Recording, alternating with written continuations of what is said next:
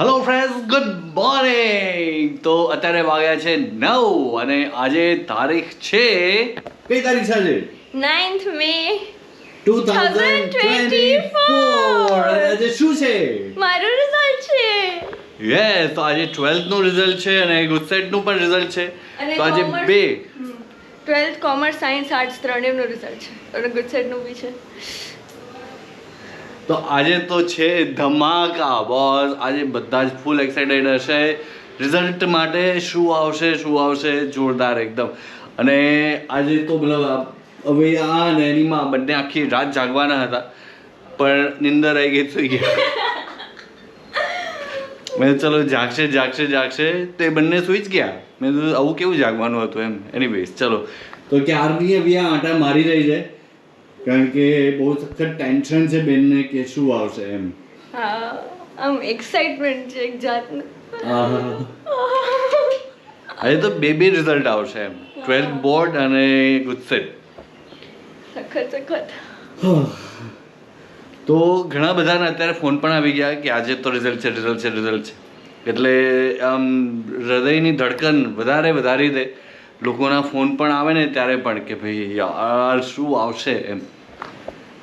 તો શું કેવું છે બીજું તારે, કે કેવું આવશે તારું? અત્યારે તો કાંઈ નથી કેવું, બસ આપણે જલ્દી રિઝલ્ટ જોઈએ.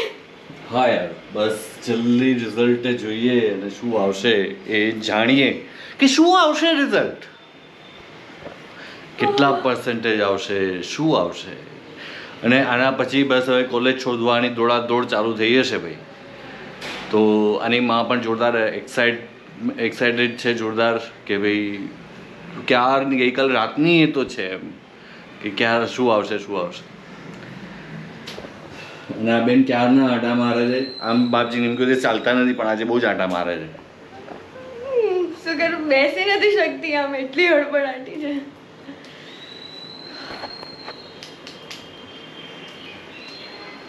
બસ પપ્પા બસ.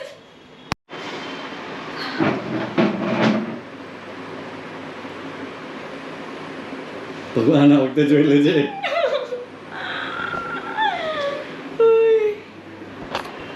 તો બંને આમ ભગવાનની સામે, ઠાકોરજીની સામે ઊભા રહી ગયા છે કે ભાઈ બોસ આજે તો મારી દીકરીનું રિઝલ્ટ છે. ઓ માય ગોડ. તારે એકચ્યુઅલી મમ્મીનું વધારે ટેન્શન આઈ નો કાલથી ટેન્શન છે ને. મને આશીર્વાદ આપો પપ્પા. હા, રખું થાય બધું મસ્ત જોરદાર થાય. Oh my God. Thank you પપ્પા. કરવા દે મમ્મી, લેવા દે. All the best. Thank you. હા ચલો ચાલુ કરીએ. હા. અત્યારે વાગ્યા છે 9:15 અને બહુ બધાએ રિઝલ્ટ જોઈ લીધું છે. અમારે જોવાનું બાકી છે, તો હવે અમે રિઝલ્ટ જોઈશું કે શું આવે છે અને શું આવ્યું છે.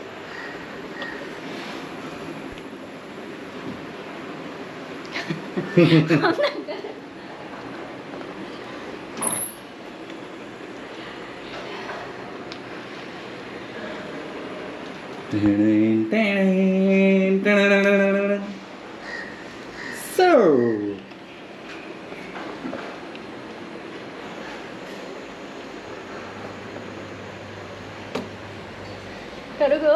શ્રી Yes. વલ્લભાધીશ કી જય. શ્યામ સુંદર શ્રી અમને મહારાણી કી જય. શ્રી ગિરિરાજ કી જય. શ્રી ગોવર્ધનનાથ કી જય.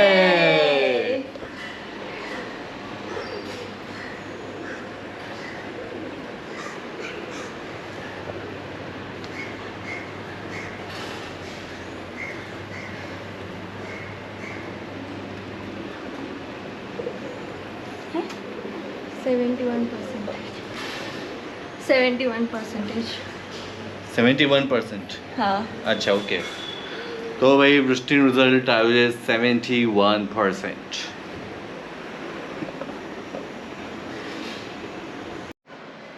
બસ હવે ઠીક છે, પણ બધાનું ઘટી જાય એટલે 12થમાં ઘણાનું હા, ઘટી ઇટ્સ જાય. ઓકે. સી એક વસ્તુ એકદમ ક્લિયર છે કે આપણને ખબર છે કે છોકરીએ કેટલી મહેનત હા, કરી છે, બસ. બરાબર. એને ફૂલ ઓન હાર્ડવર્ક કર્યું છે, સો ઇટ્સ કમ્પ્લીટલી ફાઇન. જે ઠાકોરજીની ઈચ્છા, she has given the best, I know that, હા, એન્ડ લેફ્ટ ધ રેસ્ટ. તો હવે રેસ્ટ એના કર્મોના હિસાબે એને એ પ્રમાણે રિઝલ્ટ આવ્યું છે. No problem for that at all. કોઈ જ દુઃખ નથી. ઇનફેક્ટ વી આર પ્રાઉડ કે જે લોકો ટ્યુશન્સ ભણીને 3-3 લાખ ભણીને જેનું રિઝલ્ટ નોમિનલ આવે છે એના કરતાં આપણી છોકરીએ વિધાઉટ ટ્યુશન આટલી મહેનત કરી છે, જાતે મહેનત કરી છે, નહોતું આવડતું. We have seen her struggling અને છતાંય આટલું સરસ રિઝલ્ટ આવ્યું 71%. It's not bad. So we are proud of her. કારણ કે ટ્યુશન વગર આટલું સારું આવ્યું મને તો એવું જરાક પણ નથી. અને ચલો very good Vrishti, congratulations.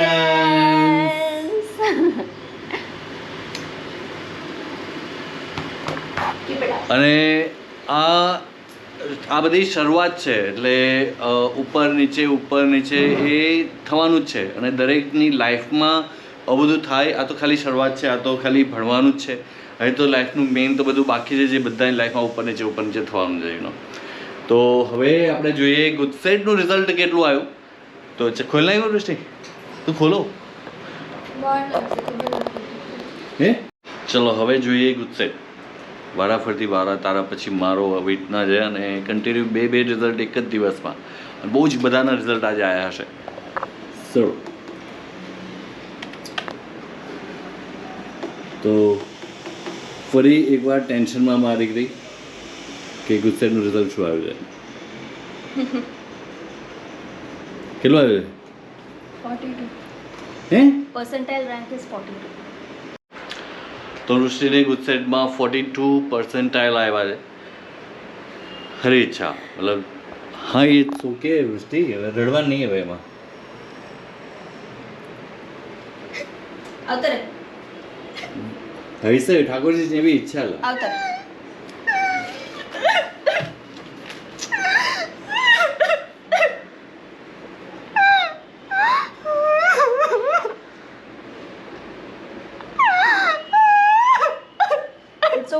It's okay બીકુ તે મહેનત કરી હતી ને ઇટ્સ ઓકે બેટા. જો હરી આપણે મહેનત ના કરી હોય ને તો વસ્તુ અલગ છે. તે મહેનત કરી હતી ને, અમે જોયું છે ને તે મહેનત કરતા 3-3 કલાક જ સૂતી ને તું આખા દિવસ, હે ને 3-3 કલાક જ સૂતી ને. હે ઇટ્સ ઓકે બેટા, ઇટ્સ ઓકે, નો પ્રોબ્લેમ.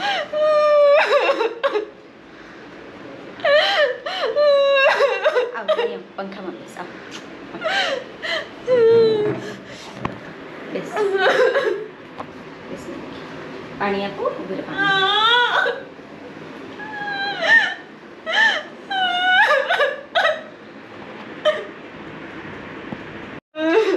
रोते रोते हंसना सीखो, हंसते हंसते रोना, जितनी चाबी भरी राम ने उतना चले खिलौना. रोते रोते हंसना सीखो, हंसते हंसते रोना.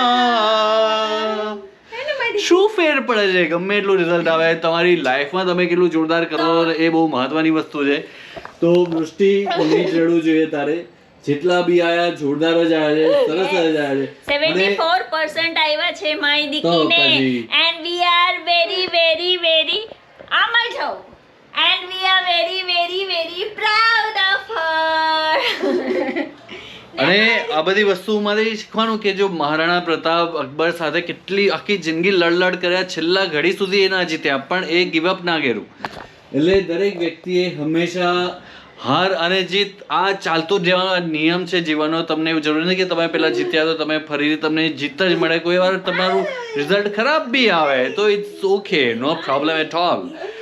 કારણ કે 91% 10thમાં આવ્યા તો એવું જરૂરી નહીં કે 12thમાં પણ ઘણા લોકોના 10thમાં બહુ જોરદાર રિઝલ્ટ હોય ને 10thમાં જોરદાર રિઝલ્ટ હોય ને 12thમાં થોડું ઘટી જાય તો ઇટ્સ ઓકે. લાઈફ આનાથી પતી નથી જતી. અને આ 1-2 મહિના તમને લોકો પૂછશે કે કેટલું રિઝલ્ટ આવ્યું, કેટલું, પછી આવતા વર્ષે કોલેજમાં કોઈ પૂછશે બી નહીં કે તમારું કેટલું રિઝલ્ટ આવ્યું તો ઇટ્સ ઓકે. એટલે લાઈફમાં પોતાના કર્મો, પોતાના નસીબ આ બધું જ કામ વર્ક કરતું હોય છે. તો એવરીથિંગ તમને દરેક વખતે દરેક વસ્તુ જોરદાર ના જ મળે. અને गिरने से बच्चनों मस्त डायलॉग છે કે गिरने से अच्छा है, गिरना अच्छा होता है, औकात का पता चलता है. એટલે તમને કઈ ભૂલ તમે લાઈફમાં આગળ ના કરો એના માટે તમારે નીચે પડવું બહુ જરૂરી હોય છે, તો ઇટ્સ ઓકે એમ. તો રડને કા નહીં યાર, તો રોતે રોતે હસના સીખો, હસતે હસતે રોના. આ ગીત પેલી વાર સાંભળ્યું ને? બસ બચ્ચનનું છે. બસ ચલો મારી તો હવે ઠીક છે, હવે ચાલશે.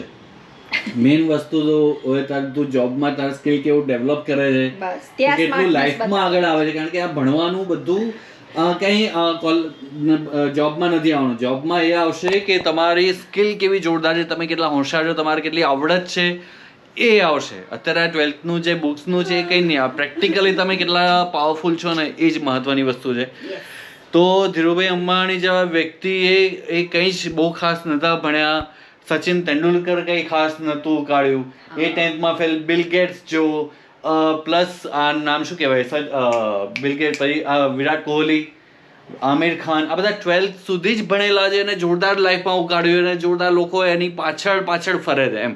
એનાથી વધારે ભણેલા લોકો એની પાછળ ફરે છે. સો રડવાથી, દુઃખી થવાથી કોઈ વસ્તુનું ક્યારેય એના રિઝલ્ટ બદલાઈ નથી જતા. અને એ હ્યુમન નેચર છે કે એવું થાય કે આપણને યાર આપણે એટલી બહુ જ મહેનત કરી હોય પણ એનાથી ઓછું રિઝલ્ટ આવ્યું હોય તો ઇટ્સ ઓકે, કે આપણે એટલું પોતાની જાતને મજબૂત કરવી જોઈએ કે હવે નેક્સ્ટ ટાઈમ હું આનાથી વધારે સમજીને સારી રીતે કરીશ અને પ્લસ મારા કર્મો જે બી છે એને જોરદાર બનાવીશ, જેનાથી મારા જે બી અડચણ આવતી હશે તો એ પ્રભુ એને હટાવી દેશે. કારણ કે બહુ જ બધી વસ્તુ મહેનત સાથે કર્મ એ જે નસીબના રૂપમાં આવતું હોય છે એ બહુ જ કામ કરતું હોય છે. તો હંમેશા કર્મને હું વધારે પ્રાધાન્ય આપું છું કે જે પણ સફળતા નિષ્ફળતા એ બધું કર્મના આધારે જ હોય છે હંમેશા એમ. તો લાઈફમાં હંમેશા પોઝિટિવ રહેવું, મહેનત કરવી આપણા હાથમાં છે, રિઝલ્ટ આપણા હાથમાં નથી. તો મહેનત કરતું રહેવાનું. જેમ કે હું 3 વર્ષથી મહેનત કરું છું યુટ્યુબ માટે, કે સખત કન્ટિન્યુ વ્લોગ્સ બનાવું છું, વિડીયોઝ બનાવું છું, પણ એટલું મને સક્સેસ નથી મળ્યું જે લોકોએ આ વર્ષે જ યુટ્યુબ ચેનલ ચાલુ કરીને ઘણું ગ્રો કરી નાખ્યું છે. ઘણા લોકો બહુ જ રૂપિયા કમાય, પણ મારું એટલું નથી. પણ મારા કર્મો કદાચ એવા હશે જેના નસીબના કારણે મારું એટલો ગ્રો ફાસ્ટ નથી થતો. કારણ કે મેં ગુજરાતી ચેનલ આખા ગુજરાતમાં મેં પહેલી ચાલુ કરી 2000. મેં એકચ્યુઅલી વ્લોગ ચેનલ જ બહુ જ 2017-18માં સ્ટાર્ટ કરી હતી, પણ એ એટલું સક્સેસ જ ના ગયું. નગર લોકો અત્યારે મિલિયન્સમાં જાય. એટલે એવું છે, એવરીથિંગ ઇઝ ઓન કર્મ. તો બહુ જ જરૂરી વસ્તુ છે. નથી જરૂરી નહીં કે આ જન્મનું હોય, ગયા જન્મનું હોય, કંઈ પણ હોઈ શકે એમ. તો આ મહેનત લાઈફમાં એટલો અફસોસ ના રહેવો જોઈએ કે તમે મહેનત ના કરી, તમે પ્રયત્નો ના કર્યા. પ્રયત્નો ના કર્યા હોય તો તમે રડો કે ભાઈ યાર તમે કંઈ કર્યું જ નહોતું તો શું કરી લેવાનું હતું એમ. પણ તમે પ્રયત્નો જ ના કર્યા એનું દુઃખ હોવું જોઈએ.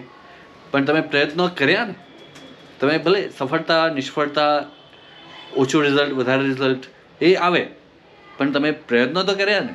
પ્રયત્ન બહુ મોટી વસ્તુ છે. એનો અફસોસ ના રહેવો છે કે મેં પ્રયત્ન ના કર્યા. મેં મારું 100% તો આપ્યું, મળ્યું ના મળવું એ ઉપરવાળાના હાથમાં છે, રાઈટ. તમારું કેટલું રિઝલ્ટ આવ્યું ચોક્કસ કરીને કહેજો. અને ઓછું ના આવ્યું તો જરા પણ દુઃખી ના થતા, ગભરાતા નહીં. કારણ કે આ તો હજી સ્ટાર્ટ જ છે યાર. લાઈફની અઘરી પરીક્ષાઓ તો હજી બાકી છે. તો મનને લોઢા જેવું કરી દો, મજબૂત કરી દો પોતાની જાતને, અને બસ આગળ તમે વધતા રહો. ઉપરવાળો ડેફિનેટલી તમને આજે નહીં તો કાલે સપોર્ટ કરશે જ કરશે. કર્મ સારા કરો, બસ એ બહુ મહત્વની વસ્તુ છે. સો વૃષભેન પારેખ, હવે રડવાનું બંધ કરો અને મોઢું ધોઈ લો, એવું તો નાહી લો ફરીથી અને નવી શરૂઆત ફરીથી કરો. હવે નવી કોલેજ શોધવાની છે અને એડમિશન લેવાનું છે અને આગળ વધવાનું છે. સારું, ચલો હવે આ જે 12thનો જ વ્લોગ હતો, એટલે આ વ્લોગ હું અહીંયા જ એન્ડ કરું છું. તો મળી આવતા વ્લોગમાં. Till then have a nice time. Bye bye. Not good night, કારણ કે હજી તો બહુ ઓછા વાગ્યા છે. મળી આવતા વ્લોગમાં. ચલો બાય બાય. જય શ્રી કૃષ્ણ.